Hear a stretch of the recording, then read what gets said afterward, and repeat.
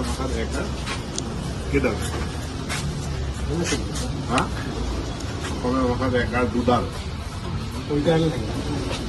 ঐকাৰটো বেলেগ বস্তু, একাৰটো বেলেগ বস্তু। মই সুধি আছো একাৰ, আপুনি দিয়া ঐকাৰ। মই কৈছো একাৰ কেইডাল?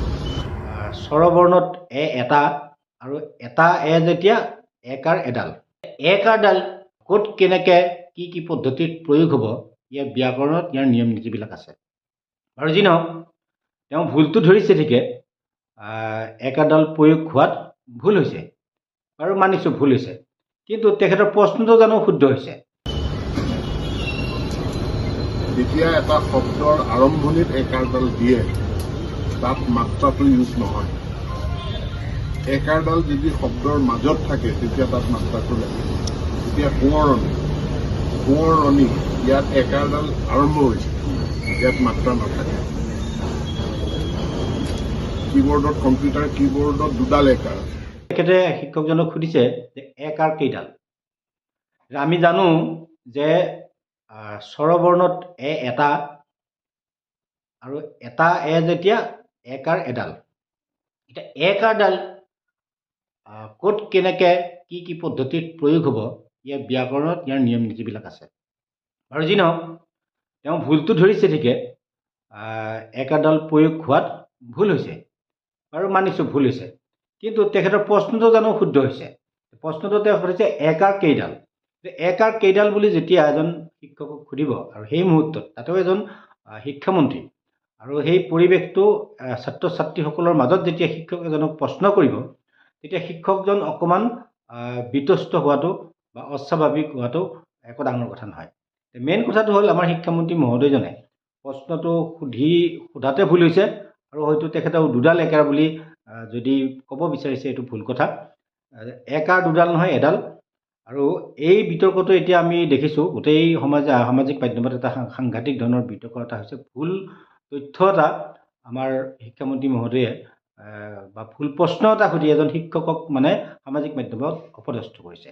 আৰু এইখিনিতে আমি এটা কথা ক'ম, আমি সদৌ অসম অপাধিকৃত শিক্ষক কৰ্মচাৰী সংস্থাই বাৰে বাৰে আমাৰ মাননীয় মুখ্যমন্ত্ৰী মহোদয় আৰু মাননীয় শিক্ষামন্ত্ৰী মহোদয়ক আমি এটা কথা কৈ আছোঁ যে শিক্ষকসকলক সামাজিক মাধ্যমত আৰু অপদস্থ নকৰিব, সামাজিক মাধ্যমত আৰু অপমান নকৰিব। আৰু সেই কামটোকে বাৰে বাৰে এই মাননীয় মুখ্যমন্ত্ৰী মহোদয় বা শিক্ষামন্ত্ৰী মহোদয়ে কৰি থাকে। কিছুদিন আগত তেখেতে আমাৰ শিক্ষকসকলক মাল বুলি কৈছিল, মূৰত মাল নাই বুলি কৈছিল।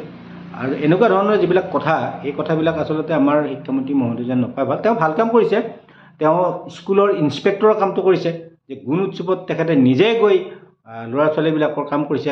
আমাৰ সচিবালয়ত কাম নাই, তেখেতে আমাৰ ঔপাধিকৰণৰ সমস্যাটো চিন্তা কৰিবলৈ সময় নাই, ঔপাধিকৰণ সমস্যাটো সমাধান কৰিবৰ কাৰণে, আগুৱাই লৈ যাবৰ কাৰণে তেখেতৰ সময় নাই, কথা পাতিব সময় নাই, আমাক মাতিবলৈ সময় নাই। আমি যোৱা 16 ডিচেম্বৰতে আমি অনশন কৰিলোঁ, আৰু আমাৰ এই অনশন স্থলীৰ পৰা আমি মেমৰেণ্ডাম দিছোঁ, কিন্তু আমাক মাতি নি কিনো আপোনালোকৰ দাবী কি কথা পতা মাতি আনি সুধিবলৈ তেওঁৰ সময় নাই। কিন্তু ইনস্পেক্টৰৰ নিচিনাকৈ স্কুলবিলাক পৰিদৰ্শন কৰি ঘূৰি ফুৰি আছে, আৰু এই স্কুল পৰিদৰ্শন কৰি ঘূৰি ফুৰি থাকি মানে আমাৰ মাননীয় মুখ্যমন্ত্ৰী মহোদয়ৰ দৰে সংবাদ মাধ্যমৰ শিৰোনামলৈ অহাৰ যিটো প্ৰৱণতা, এই প্ৰৱণতাৰ কাৰণে তেখেতে এই কামবিলাক কৰিছে।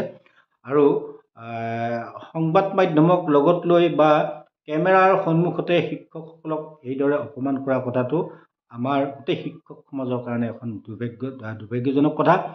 আনহাতে অকল মই অপাধিকৃত বুলি কোৱা নাই, সমগ্ৰ শিক্ষক সমাজখনক লজ্জিত কৰা বা লাজ দিব বিচৰা বা অপদস্থ কৰিব বিচৰা এটা প্ৰচেষ্টা বুলি আমি অভিহিত কৰিছোঁ।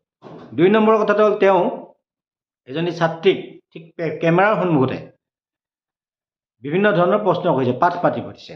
এতিয়া তেওঁ সেই কামখিনি কেমেৰা নোলোৱাকৈও কৰিব পাৰিলেহেঁতেন, কিন্তু কেমেৰা লৈ সেই ছোৱালীজনী এতিয়া কিছুমান সংবাদ মাধ্যমে এতিয়া তাতে ব্লগ দি তেওঁক মুখখন নেদেখা কৰি দিছে, যদিও ইতিমধ্যে প্ৰচাৰ মাধ্যমৰ জৰিয়তে এই ছোৱালীজনীক মানে প্ৰচাৰ কৰা হ'ল।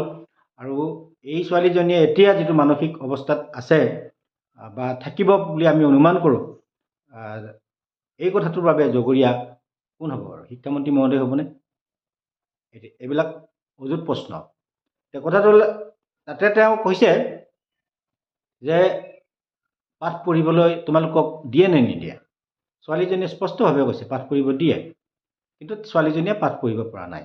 এই যে ছোৱালীজনীয়ে ক্লাছ 9ত বা ক্লাছ 8ত পাঠ পঢ়িব নজনা দোষটো সেইখন স্কুলৰে শিক্ষকক কিয় দিলে? মই ভাবোঁ এয়া মাননীয় শিক্ষামন্ত্ৰী মহোদয়ৰ অজ্ঞতাৰ কাৰণে এই দোষটো দিছে। আচলতে দোষটো ক'ত আছে? ল'ৰা ছোৱালীবিলাকে ছাত্ৰ ছাত্ৰীবিলাকে পাঠ পঢ়িব নজনা দোষটো আহে প্ৰাথমিক পৰ্যায়ৰ পৰা। প্ৰাথমিক পৰ্যায়ত এই দোষবিলাক কিয় নাথাকিব? আপোনালোকে চাওক যে প্ৰাথমিক পৰ্যায়ত বিশেষকৈ প্ৰাথমিক স্কুলবিলাকত এজন বা দুজনীয়া শিক্ষকেদি চলোৱা শিক্ষানুষ্ঠান প্ৰায় 70% শিক্ষানুষ্ঠান আছে, য'ত মানে RTEৰ যিটো PTR 30:1 এইটো মানে অপব্যৱহাৰ কৰি ওলোটাকৈ ব্যৱহাৰ কৰি স্কুলবিলাকক ছাত্ৰ ছাত্ৰীসকলক বঞ্চিত কৰা হৈছে মাত্ৰ এজন শিক্ষক দিয়ে। এখন স্কুলত যদি 30জন ছাত্ৰ ছাত্ৰী থাকে তাতে এজন শিক্ষক থাকিব আৰু তাতে ক্লাছ থাকিব 6টা প্ৰতিটো ক্লাছৰে 6টাকৈ বিষয় থাকিব। গতিকে এজন শিক্ষকে 6টা ক্লাছত 6টাকৈ 37টা বিষয় কোনে পাৰিব? মাননীয় শিক্ষামন্ত্ৰী মহোদয় পাৰিবনে? তেওঁ এদিন ক্লাছ কৰি দেখাওকচোন যে 6টা ক্লাছত 6টা বিষয় 6 গুণ 36টা ক্লাছ তেওঁ কৰি দেখাওক। যদি পাৰে আমি প্ৰত্যাহ্বান জনাইছোঁ তেখেতক। আৰু এই কথাষাৰ আমি তেখেতৰ লগত বহুতবাৰ আলোচনাত আমি কৈছোঁ যে অসমৰ অসমীয়া মাধ্যমৰ চৰকাৰী যিবিলাক প্ৰাথমিক বিদ্যালয় আৰু উচ্চ প্ৰাথমিক বিদ্যালয় আছে এইবিলাকৰ যিটো আন্তঃগাঁথনি আৰু শিক্ষকৰ যিটো সংখ্যা এইটো বঢ়াই দিয়ক। প্ৰতিটো বিষয়ত এজন শিক্ষক দিয়ক।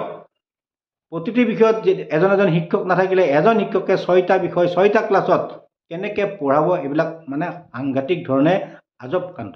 আমাৰ বিশ্বজিৎ দৈমাৰী ছাৰ বৰ্তমান বিধানসভাৰ অধ্যক্ষ, তেখেতে এটা সংবাদ মাধ্যমৰ সন্মুখত কৈছিল, তেখেত যেতিয়া সাংসদ হৈ আছিল তেতিয়া তেখেতে কৈছিল যে এই নিয়ম নীতিবিলাক কোন পাগলাই আনিছে এই নিয়ম নীতিবিলাক, এই আজব নীতিবিলাক।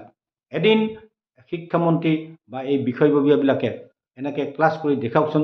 এখন স্কুলত এজন শিক্ষকে 6টা ক্লাছ 6টা বিষয় ক্লাছ কৰি দেখুৱাওক। আমিও কৈছোঁ এইটো কথাটো।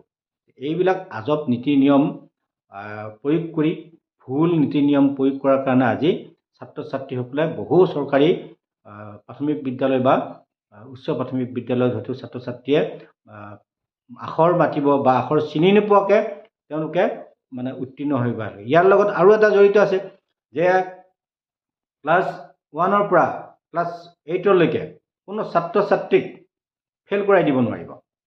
এইটো RTE এক্ট মতে মানে তেওঁলোকক ফেইল কৰাই দিব নোৱাৰি। ফেইল কৰি দিব নোৱাৰাৰ কাৰণে তেওঁলোকৰ যদি পাঠ স্কুলত নহাকৈও যদি থাকে, তাৰপিছতো যদি স্কুলত কেইদিনমান আহে সেই ল'ৰাটো বা ছোৱালীটোক পাছ কৰি দিবলগীয়া বাধ্য হৈ যায় শিক্ষকসকলে।